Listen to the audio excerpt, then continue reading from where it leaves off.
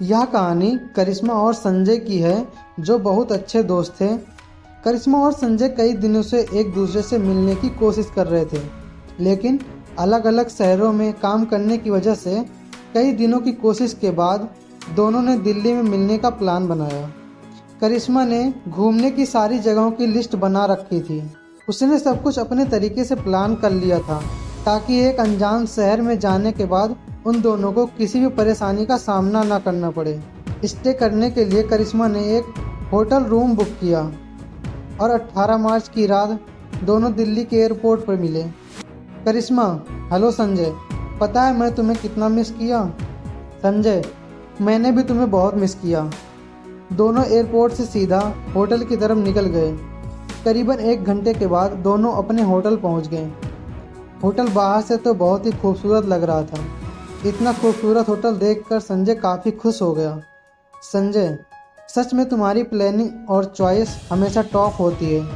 करिश्मा, हाँ, जैसे कि मैं। दोनों ने होटल में चेक इन कर लिया। अपने रूम में पहुंचते ही दोनों फ्रेश हो गए और दोनों एक दूसरे से बातें करने लगे। दोनों का ही लॉन्ग डिस्टेंस रिलेशनशिप था और एक साल में दोनों का मिल पाना होता था, और 1 साल बाद भी दोनों एक दूसरे से मिल रहे थे। इस बीच जो भी एक दूसरे के साथ हुआ, दोनों ने एक दूसरे के साथ शेयर करना शुरू कर दिया। बात करते करते दोनों एक दूसरे के करीब आ गए और एक दूसरे की आगोश में समाने लगे। संजय, हम एक साथ क्यों नहीं रह सकते। करिश्मा, देखो संजय, कोशिश तो मेरी भी यही है, मैं और तुम, हम दोनों साथ हमेशा के लिए एक हो जाएं। करिश्मा और संजय एक दूसरे से बातें कर ही रहे थे कि तभी रूम के बाथरूम से कोई आवाज़ आने लगी। पहले तो उन्हें लगा कि गीजर में कोई प्रॉब्लम होगी, लेकिन ध्यान से सुनने पर करिश्मा ने यह महसूस किया कि ये किसी की दीवार पर नाखून मारने की आवाज़ है। ऐसा समझ में आते ही करिश्मा काफ़ी डर गई और संजय को यह बात बताई, जिसके बाद संजय बाथरूम की तरफ बढ़ने लगा।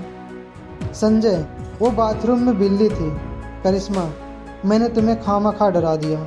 चैन की सांस लेते हुए दोनों वहीं बेड पर लेट गए और एक दूसरे से बातें करने लगे कि तभी उन्हें महसूस हुआ कि उनके बेड के नीचे कोई गहरी गहरी सांसें ले रहा है। अब ये बात दोनों ने महसूस की, जिसके बाद करिश्मा ने बेड के नीचे देखा। उसे जो दिखा उससे करिश्मा की सांसें अटक गई और वह जोरों से चिल्लाई। संजय को कुछ समझ नहीं आया और उसने भी बेड के नीचे देखा तो उसे कुछ दिखाई नहीं दिया। करिश्मा को अब उस कमरे में कुछ अजीब लगने लगा था। उसे वह किसी तीसरे के होने का एहसास होने लगा। संजय ने उसे बहुत समझाने की कोशिश की, लेकिन करिश्मा अब वहाँ रुकना नहीं चाहती थी। तभी सामने रखा शीशा अपने आप हिलने लगा। इस डरावने नज़ारे को देख दोनों की सांसें फूलने लगी। अब बात साफ थी, सच में इस कमरे में कोई तीसरा था, पर कौन। अचानक ही शीशा टूटकर चकनाचूर हो गया, लेकिन अब जो उन दोनों ने देखा वो बेहद ही परेशान करने वाला मंजर था। उस कमरे में एक कैमरा पहले से ही लगा हुआ था, यानी अब तक जो भी उन दोनों के बीच हुआ वो सब उस कैमरे में रिकॉर्ड हो चुका था। दोनों काफ़ी घबरा चुके थे और फिर दोनों जल्दी जल्दी अपने कपड़े पहनना शुरू किए और वहाँ से निकलने की तैयारी करने लगे। इतने में पास रखे अलमारी से किसी के गुर्राने की आवाज़ आने लगी। यह सुन दोनों बहुत ही डर गए।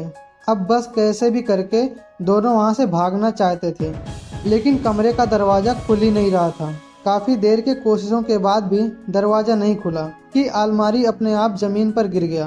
करिश्मा का डर एकदम सही था कि यहाँ कोई तीसरा भी है। वहीं अपने सामने इतना खतरनाक आकृति देख दोनों ही डर से कांपने लगे कि तभी हवा की तेजी से उस आकृति ने संजय का गला पकड़ लिया। संजय जोर जोर से चिल्लाने लगा, उसका दम घुटने लगा था। करिश्मा भी संजय को बचाने की कोशिश कर रही थी, लेकिन वह कामयाब नहीं हो पा रही थी। फिर संजय ने पूछा, तुम्हें मुझसे क्या चाहिए। संजय के पूछते ही उस भूतिया आकृति ने हवा में कुछ लिखा, सच बोलो। यह पढ़कर किसी को भी कुछ समझ नहीं आया। इसके बाद उस भूतिया आकृति ने फिर से कुछ लिखा, कैमरा। संजय, मुझे कुछ समझ नहीं आ रहा है, मुझे छोड़ दो। संजय का दम घुटने लगा था, जिस पर उसने कहा, यह कैमरा मैंने ही लगाया है। मैं करिश्मा को ब्लैकमेल करना चाहता था ताकि वो मेरे साथ आकर रहे। संजय के ऐसा कहते ही करिश्मा के पैरों से जैसे जमीन ही खिसक गई।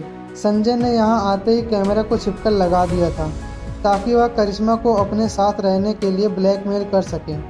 इस घिनौने काम के बाद करिश्मा टूट चुकी थी। वहीं उस भूतिया आकृति ने संजय का हवा में उठाकर पटकना शुरू कर दिया।